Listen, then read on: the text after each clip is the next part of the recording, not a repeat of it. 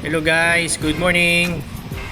Mga taga Novaliches, PCX community, punta kayo dito kay GPT Speed Up Garage. Okay ang kanilang mga serbisyo, malinis, tsaka pulido. Tsaka marami silang offer na services gaya ng clean up ng mga magneto, ganyan. Yan kasi ang pinagawa ko pero pinagawa ko rin, nagpapalit din ako ng gulong. Yan ang gulong ng size. And then ang brand niya ay Quick brand na GR603. So medyo malapad siya tsaka makapal-kapal para iwas sa bengkong ng mugs.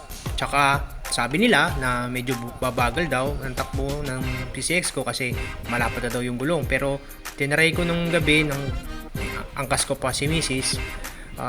Medyo siguro slight pero hindi naman yung sobrang asin talagang sobrang bagal. So may pagbabago pero napaka minimal lang.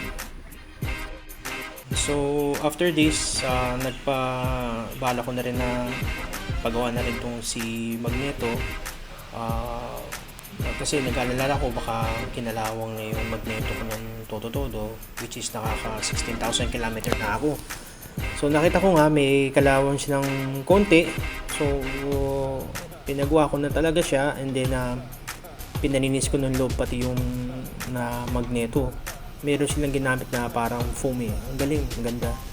Ayan, pinakikinis nila yung, tinatanggal nila yung mga kalawang na tira, tapos i-repaint na nila.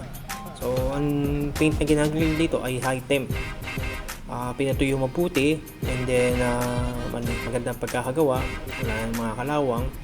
So, after this, konting inis sa loob, and then yun na nga, malinis na mes, almost brand new na ulit. After this, mas panatag yung loob ko na hindi matagal na siya bago siya kalawangin ulit.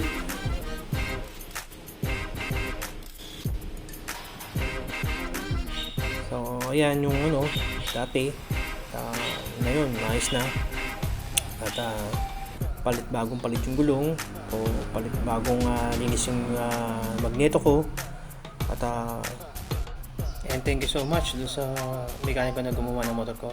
Shoutout pala sa'yo.